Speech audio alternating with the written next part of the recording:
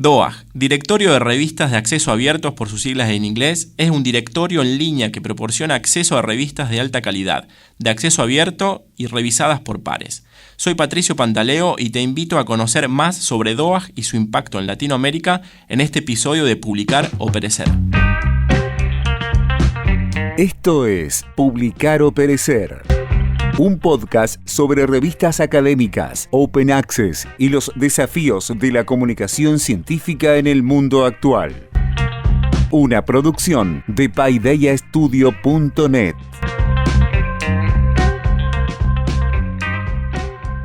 Comenzamos un nuevo episodio de Publicar o Perecer y en esta ocasión vamos a conversar sobre DOAJ, Directorio de Revistas de Acceso Abierto por sus siglas en inglés. Para esto nos acompaña Jimena del Río Riande. Hola Jimena, ¿cómo estás? Hola Patricio, ¿qué tal?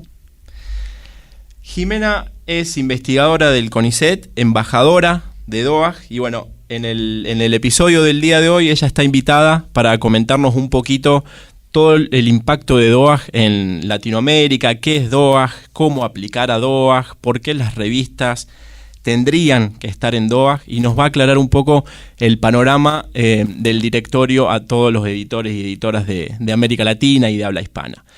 Jimena, antes de todo, una breve presentación de tu vasta trayectoria, además de investigadora del CONICET y tu impronta aquí en Argentina, algo de lo que has realizado en otras partes del mundo.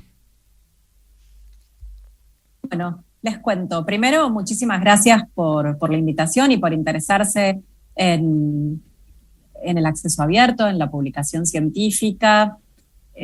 Para mí es siempre un placer hablar de estos temas como investigadora de CONICET y también como persona interesada en compartir conocimiento, más allá de la investigación. Yo soy de formación filóloga, estudié letras en la Universidad de Buenos Aires y después hice una maestría y un doctorado en la Universidad Complutense de Madrid, en España. Un doctorado, digamos, principalmente pensado desde la investigación en literatura, en filología, en archivos y en bibliotecas. Mi trabajo fue una edición crítica de un texto manuscrito del siglo XIII y en ese momento me empecé a interesar no solamente por la edición de textos, sino también por lo que en ese momento se estaba haciendo en España, que era la digitalización de fondos de bibliotecas, de fuentes primarias principalmente relacionadas con patrimonio cultural de los diferentes países, que en algún punto derivó en la importancia que tiene hoy en Europa de lo que se llama las humanidades digitales. Entonces, digamos, todo este proceso de digitalización de fondos, de puesta en abierto, en acceso abierto, de fondos digitalizados, empezó a impactar en cómo investigadores e investigadoras hacían uso y, digamos, ponían accesible también esos materiales a través de proyectos de investigación, de edición de textos, de visualización de esos textos, etc. Y así empecé a interesarme por estas cuestiones: edición de textos, humanidades digitales y fuentes en acceso abierto. Hoy en día puedo llevar a cabo mis propios proyectos en estos temas. En el CONICET dirijo un laboratorio de investigación en humanidades digitales donde tenemos varios proyectos con universidades tanto nacionales como de otros países, como la Universidad de Miami, también con Wikipedia, sobre estos temas que tienen que ver principalmente con el marcado, la edición de textos, la visualización de textos, y todas estas cuestiones que tienen que ver con, digamos, el uso de diferentes herramientas digitales, de código abierto, ¿no? En algún punto en sintonía con, no solo con el acceso abierto, sino lo que hoy en día llamamos ciencia abierta. Entonces es un poco, digamos, esta adaptación de las humanidades a el campo de la ciencia abierta y, digamos, de lo digital en términos generales. Y por otra parte, el campo de la publicación científica siempre para mí estuvo muy en contacto con todas estas investigaciones que te estoy mencionando, Así que, digamos, cumplo con mi rol como embajadora del DOAJ, pero también, digamos, dirijo varias revistas de investigación sobre humanidades digitales aquí en Argentina, en España, y un poco esos son, digamos, los proyectos que me gustaría aquí hoy compartir con ustedes. Bien. Hablabas de lo que es Open Access, ¿no? Que me gustaría por ahí hablar un poquito de qué es el Open Access o el acceso abierto, o qué es la ciencia abierta, qué se concibe por ello, y si acaso es en contraposición a algo, ¿no? Si se concibe el acceso abierto en contra de un acceso restringido. Y bueno, en primer lugar me gustaría consultarte eso, y también para dejar en el tintero algo ahí de lo que son las humanidades digitales y cómo contribuyen las humanidades digitales al acceso abierto, ¿no? Muy bien. Hay tantas definiciones de acceso abierto y de ciencia abierta como accesos abiertos y ciencias abiertas, ¿no? Creo que aquí muchas veces cada país o cada institución construye sus propias definiciones. Para muchos, y yo me incluyo ahí, el acceso abierto es una forma de democratizar el conocimiento y es la mejor forma de compartir el conocimiento. Creo que antes de que el acceso abierto tuviese un nombre, antes de la Declaración de Budapest del año 2005, donde, digamos, se reunieron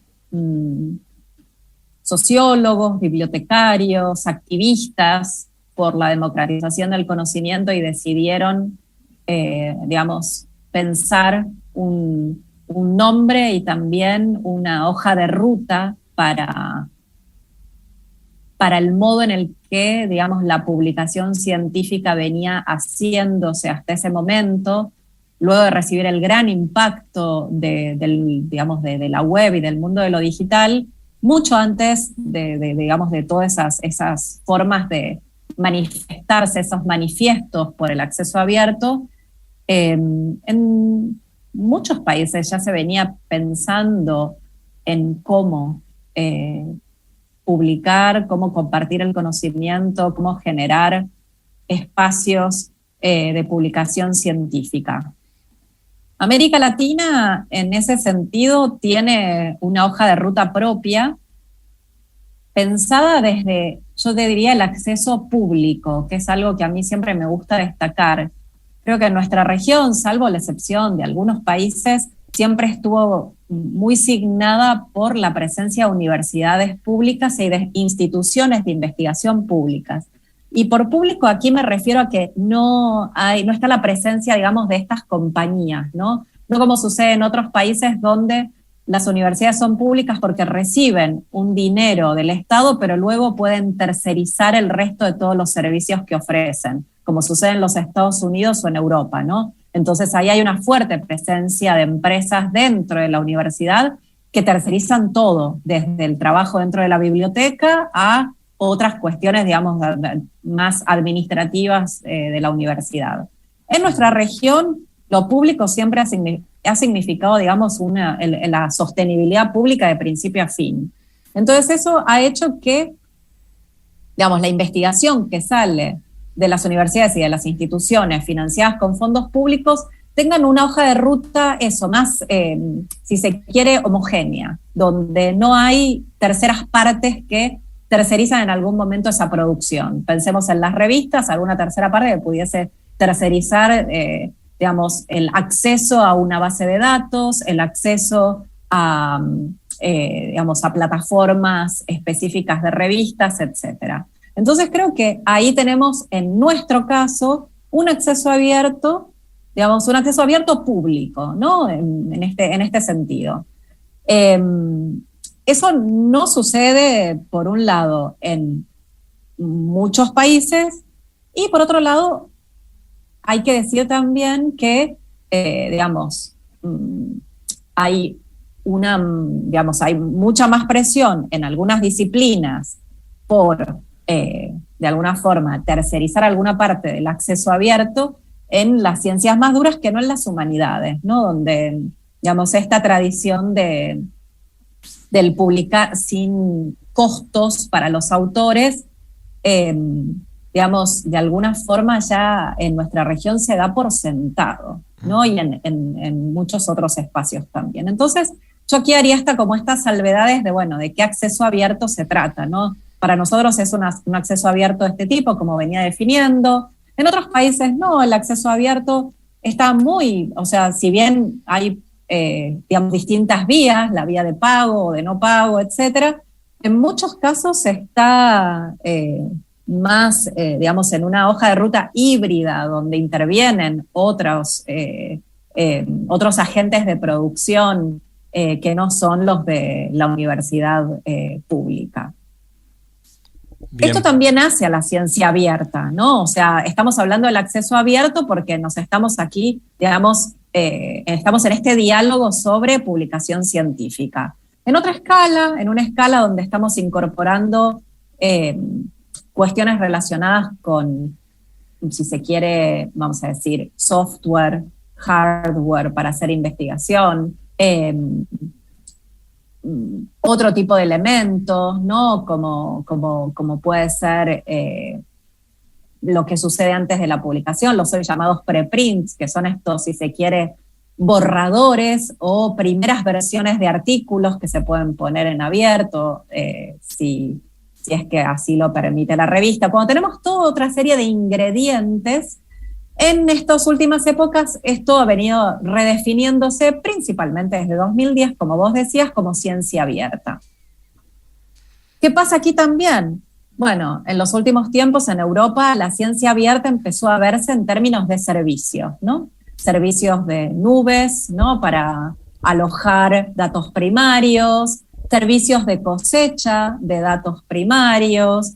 O sea, lo que estamos asistiendo también en otras latitudes a una ciencia abierta, digamos, en estos términos, si se quiere, ¿no? De servicios de distintos tipos. Aquí en la región, la ciencia abierta todavía está encontrando su hoja de ruta y viendo cómo principalmente puede hacer dialogar el espacio de los repositorios institucionales, ¿no? Los repositorios de las universidades, las publicaciones científicas y con esto termino, el uso de principalmente software para la investigación.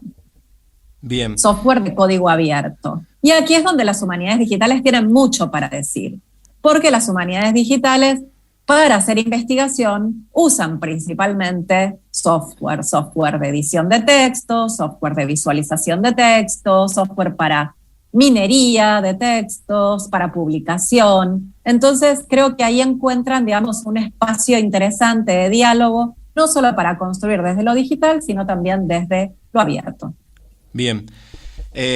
Sí, qué interesante esa diferenciación o esa relación que haces entre el Open Access y la lectura que le damos desde acá de Latinoamérica, ¿no?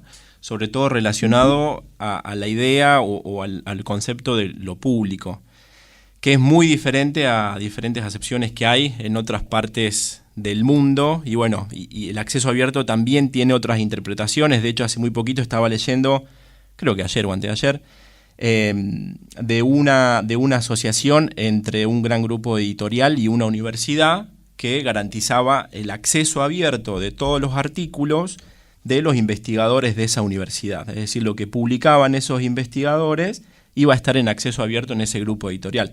La cuestión es que la pregunta sería ahí, bueno, ¿quién financia ese acceso abierto, no? Exactamente. Y ¿quién lo financia? Y luego también, ¿quién, o sea, cómo ese material, esa empresa se compromete a que realmente sea para siempre en esos términos, ¿no? Uh-huh. Que eso es otra cuestión. Exacto. Y bueno, y de humanidades digitales podríamos hacer, y ya podemos ir pensando, un futuro podcast, un futuro episodio de Publicar y Perecer, en donde profundizar sobre humanidades digitales, ¿no? Pero para volver a la idea original del podcast, ¿no? Y relacionándolo directamente con lo que es Open Access y acceso abierto. ¿Qué es DOAJ, ¿no? ¿Y qué implica para las revistas latinoamericanas aplicar a DOAJ, pertenecer a DOAJ? ¿Y qué relación o qué cuestión tendrían esas revistas o qué manifiesto harían, ¿no? Respecto del Open Access, del acceso abierto por pertenecer a DOAJ? Bien. El DOAJ, como sus siglas lo indican, es el Directory of Open Access Journals, digamos, el directorio, el catálogo de revistas en acceso abierto. ¿Qué tiene de diferencial el DOAJ digamos, de otros servicios a lo mejor que podemos conocer y que no voy a nombrar? Es que es un directorio curado por la comunidad de editores de revistas. O sea, aquí quienes participan del directorio como evaluadores, como revisores, como embajadores, son conocidos, son nombrados en el sitio web del DOAJ, con nombre y apellido, con institución, y a todos, digamos, quien esté interesado puede ponerse en contacto. Esto es es la forma más transparente que encuentra un espacio de construirse, ¿no? Aquí no hay evaluadores ocultos que dan un veredicto sobre la evaluación de una revista, sino que son no solo evaluadores editores que saben, digamos, de ese trabajo, sino que son conocidos por quien puede desear enviar su aplicación al directorio. Y el directorio indexa y provee acceso a lo que nosotros decimos que son revistas de calidad en acceso abierto y revisado por pares. Y esto sí es una gran diferencia. Aquí hay, digamos, la intención de que el acceso abierto esté garantizado, no se incluyen revistas que estén en paywalls, como sucede en otros directorios, y también se tiene que garantizar la revisión por pares. Puede ser revisión por pares ciegos o por pares abiertos, pero tiene que haber, digamos, este elemento que garantice también que esta cuestión de la curaduría de la comunidad está presente en la investigación. Todos los servicios que ofrece el DOAJ son gratuitos. Y otra cuestión importante es que los datos de las revistas que están en DOAJ, los datos que además se indexan de una forma muy cuidadosa, no solo el nombre de la revista, su ISSN, sino las lenguas en las que publica, los años de publicación, todos esos datos que son riquísimos para hacer investigación, están en abierto y son descargables, no solo consultables, sino descargables por cualquier persona que esté interesada. En ese sentido, para América Latina, DOAJ es un directorio que está en sintonía con esta cuestión de la democratización del conocimiento, porque DOAJ lo que hace es poner en abierto de la forma más democrática sus procedimientos, porque la forma de aplicación, el formulario de aplicación es descargable. Uno puede descargarse un primer PDF para poder leer todas las preguntas y estar seguro de cómo tiene que contestar el formulario. Luego el formulario se puede completar en línea. Ahora DOAJ ha cambiado toda su, metodología y dinámica para completar el formulario, y uno puede crearse un usuario y poco a poco ir subiendo, todas las respuestas a ese formulario para aplicar al DOAJ. Las evaluaciones se intentan hacer con la mayor, rapidez. Puede haber cierta demora muchas veces entre la recepción y la evaluación, pero es una demora que no suele, llevar más de entre 3 y 6 meses, no hay una demora de un año como suele pasar en otros directorios.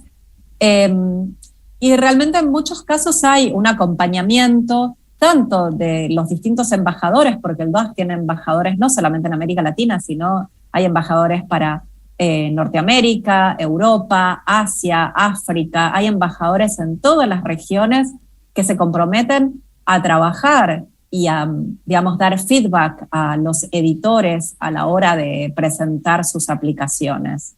Entonces, a lo que DOAJ intenta generar, más allá de su directorio, es la construcción de una comunidad donde realmente el acceso abierto y la democratización del conocimiento es central en esa construcción del directorio. Entonces, eso es, digamos, es lo diferencial y eso es, digamos, una de las cuestiones que la pone en una sintonía perfecta, en un diálogo, digamos, muy adecuado para lo que entendemos por acceso abierto en la región. No hay una elección específica por la lengua, así que pueden ser revistas, no tienen por qué ser revistas multilingües, sino que pueden ser revistas que solo se publican en español, pero también revistas multilingües que publiquen en más de una lengua son bienvenidas.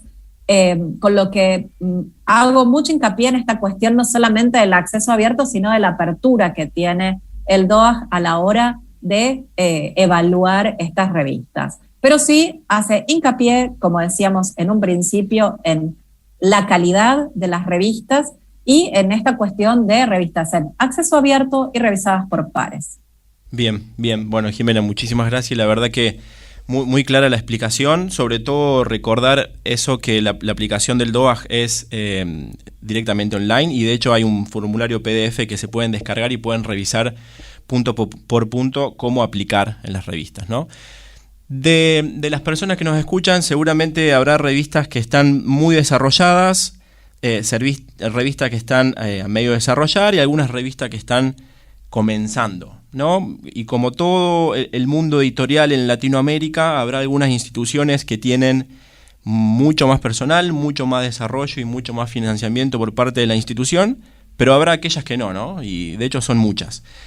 Para cerrar, y sobre todo para aquellas revistas que recién están comenzando y que piensan en visibilizar sus publicaciones, en visibilizar su portal y quieren aplicar a DOAJ, ¿no? ¿Qué puntos, qué tips, así como fundamentales, tener en cuenta, ¿sí? Fácticos en el portal, de alistar, de dejar bien configurados, bien manifiestos, antes de realizar la aplicación a DOAJ?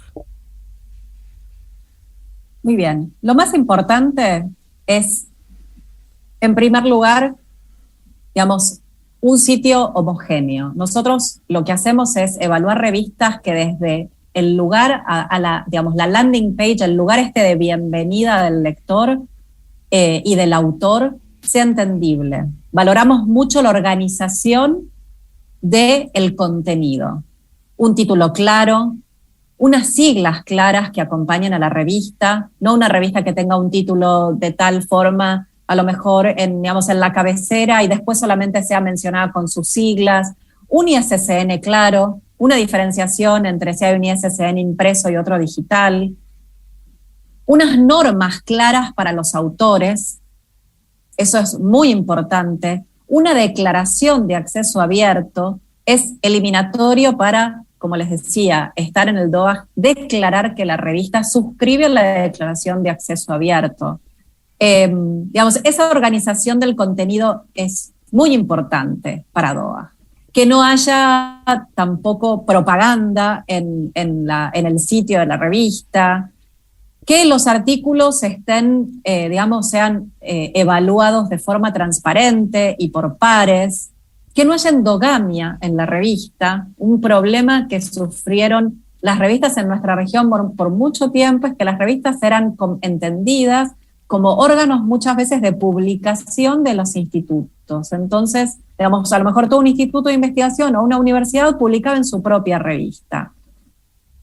Esto hoy en día es una práctica que, es completamente rechazada en la investigación. Y el DOAJ le presta mucha atención a que no haya endogamia en la publicación, que el comité editorial no sea quien publique, que el comité académico no sea quien publica en la revista.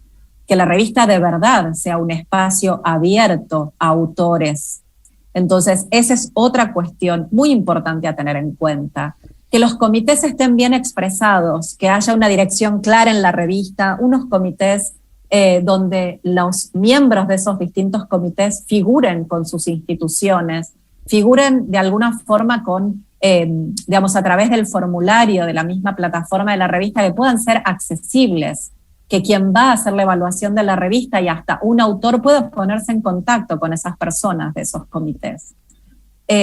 Todo eso es muy importante a la hora de aplicar al DOAJ. E insisto, una declaración de acceso abierto, un buen uso de licencias Creative Commons y homogéneas, una buena declaración de los derechos de autor, de quienes publican ahí. El autor tiene que saber con qué derechos cuenta a la hora de publicar en una revista, y eso tiene que estar muy claro en esa revista que nosotros vamos a evaluar. La revista no tiene por qué ser una gran revista, insisto, aquí no se trata de revistas top o revistas pequeñas. De hecho, no hay necesidad, por ejemplo, hoy en día hablando de cuestiones tecnológicas, de que la revista tenga que utilizar identificadores persistentes, DOIs o, digamos, cualquier identificador persistente para poder presentarse al DOAJ. Para nada, DOAJ no está buscando en ese sentido, digamos, estas cuestiones más de técnica o de servicios, si se quiere definiéndolos rápidamente como del primer mundo, sino que está buscando revistas de calidad. No importa que sean pequeñas revistas, que hayan empezado hace un año, que hayan empezado hace 10 a publicar, pero que haya transparencia, que haya calidad y que haya ética en la publicación. Eso es lo más importante. Si esos ingredientes están, esa revista va a calificar para el DOAJ y va a estar en el DOAJ, porque eso es lo que a nosotros nos importa desde el DOAJ. Un acceso abierto de calidad, pero también transparente y también ético, donde el autor sepa que llega y publica en un espacio donde puede tener confianza de que sus derechos de autor serán respetados, que su publicación va a encontrar un lugar para también estar accesible, preservable, ¿no? por largo tiempo. Y también esta cuestión de saber en quién deposita su trabajo. Entonces, todas estas cuestiones son de gran importancia para el DOAJ. E insisto, aquí no estamos pensando ni en grandes revistas ni en tecnología, sino en calidad de la investigación y calidad de las revistas. Jimena, muchísimas gracias por todas las aclaraciones y bueno, por tu disposición a participar en el podcast. Gracias a ustedes y encantada de participar y seguir participando.